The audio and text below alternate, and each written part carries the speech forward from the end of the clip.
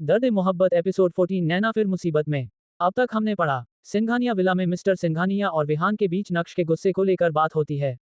उधर black villa में नैना रास्ता तलाशते तलाशते नक्श के कमरे में पहुंच जाती है और एक अनचाहा टकराव दोनों के बीच अजीब दूरी और बेचैनी बढ़ा देता है। नक्श भीतर ही भीतर उलझ जाता है। वहीं मिस्टर सिंघानिया पुरानी यादों में डूबे किसी बड़ी तैयारी का इशारा देते हैं। अगले दिन शिव मंदिर में हवन के दौरान उनके अतीत का दर्द सामने आता है। दोस्त, पत्नी और मासूम जिंदगियों की खोई हुई यादें फिर ताज़ा हो उठती हैं। अब आगे ब्लैक विला। कुछ दिन यूं ही बीत गए। एक ही छत के नीचे रहते हुए भी नैना और नक्श के बीच सन्नाटा पसरा था। न नैना कुछ पूछती, न नक्श कुछ कहता। सब कुछ बाहर से शांत था पर अंदर बहुत कुछ उबल रहा था। एक दिन विला में हलचल हुई। एक सर्वेंट काम करते करते चुपके से नैना के कमरे तक आ पहुंचा। जबकि साफ हिदायत थी, नैना के पास सिर्फ दीदा ही जा सकती हैं। नैना को आहट महसूस हुई। वह हल्के से बोली, दीदा, आप आई हैं? अभी तो मैं नीचे से खाना खाकर आई हूँ। तभी एक अनजान, मर्दाना आवाज सुनाई दी। हेलो, मैं आपको यहाँ से बचाने आया हूँ। नैना का दिल एक पल को खुशी से धड़क उठा। क्या सच में कोई उसे बचाने आया है? लेकिन अगले ही पल उसके मन में डर समा गया। कहीं यह उसी आदमी की नई चाल तो नहीं, जिसने उसे यहाँ कैद कर रखा है। वह चुप रही। वह आदमी फिर बोला, मैं इस विला का नहीं हूँ। मैं सीबीआई से हूँ।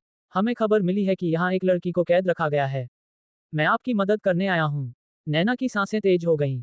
क्या क्या आप मुझे मेरे घर पहुंचा सकते हैं? मेरे गांव? उसकी आवाज कांप रही थी। प्लीज, मैं आपका एहसान कभी नहीं भूलूंगी। हाँ, उसने तुरंत कहा। मैं आपको लेने ही आया हूँ। लेकिन सामने बहुत गार्ड हैं। हमें पीछे के दरवाजे से निकलना होगा। अगर किसी ने देख लिया तो हम दोनों मारे जाएंगे। नैना ने एक पल सोचा, फिर उम्मीद के सहारे उसके साथ चल पड़ी। वह उसे पीछे के दरवाजे तक ले गया। दरवाजा खोलते हुए बोला, आप सीधे चलिए, सामने एक कार खड़ी होगी। वो लोग आपको यहाँ से ले जाएंगे। मैं दूसरी तरफ से निकलता हूँ। नैना ने सिर हिलाया और धीरे धीरे आगे बढ़ने लगी। कुछ ही कदम चली थी कि दो आदमी अचानक आए और उसे पकड़कर कार में बैठा लिया। नैना को लगा, मैं आजाद हो गई, अब मैं अपने गांव जाऊंगी। पर वह नहीं जानती थी, दो दुश्मनों की दुश्मनी के बीच वह मोहरा बन चुकी है। उधर वह तथाकथित सीबीआई सर्वेंट जैसे ही दूसरे दरवाजे से निकलने वाला था। गार्ड्स ने उसे पकड़ लिया। जांच में सच सामने आया। वह कोई सर्वेंट नहीं, बल्कि ब्लैक रोज का आदमी था। उसे बेसमेंट में बांध दिया गया। नक्श का गुस्सा। जब नक्श को पता चला कि नैना घर से गायब है और उसकी मदद किसी सर्वेंट ने की है, पहले तो उसकी आंखों में आग उतर आई। कुछ ही देर में वह विला पहुंच गया। सामने चेयर से बंधा वही आदमी था, जगह जगह घायल पर अभी जिंदा। नक्श धीमे कदमों से उसके सामने आकर बैठ गया। उसकी आंखों में ठंडा गुस्सा था।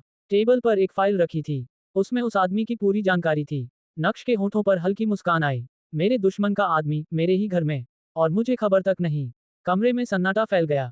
कुछ देर बाद राका एक बैग लेकर आया और टेबल पर रख दिया। बैग खुलते ही बंधे आदमी के चेहरे का रंग उड़ गया।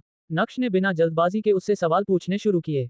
हर जवाब के साथ उसकी आवाज और ठंडी होती गई। उसके तरीके बेरहम थे और कुछ ही देर में वह आदमी टूट गया। नक्श उठ खड़ा हुआ। उसके चेहरे पर कोई भाव नहीं था। उसके जाते ही गार्ड्स उस आदमी को वहां से हटाकर विला के पीछे ले गए। तालाब के गहरे पानी में सब कुछ हमेशा के लिए खत्म कर दिया गया। शहर से दूर एक बड़े सुनसान घर के कमरे में एक लड़की कुर्सी से बंधी हुई थी, मुंह पर टेप। वह नैना थी। कार में बैठाते ही ब्लैक रोज के लोगों को पता चल गया था। नैना देख नहीं सकती, इसलिए उसे सिर्फ बांध दिया गया था। नैना के मन में हजारों सवाल थे। वहां भी मुझे कैद किया गया, और यहाँ भी, ये लोग मुझसे चाहते क्या हैं? मैंने किसका क्या बिगाड़ा है? मैं तो किसी को जानती भी नहीं। उसकी आंखों से आंसू बह निकले। क्या नैना फिर किसी नई मुसीबत में फंस चुकी है? क्या नक्श उसे ढूंढ पाएगा, या इस बार खेल और भी खतरनाक होने वाला है? आखिर क्यों ढूंढ रहा है नक्श नैना को?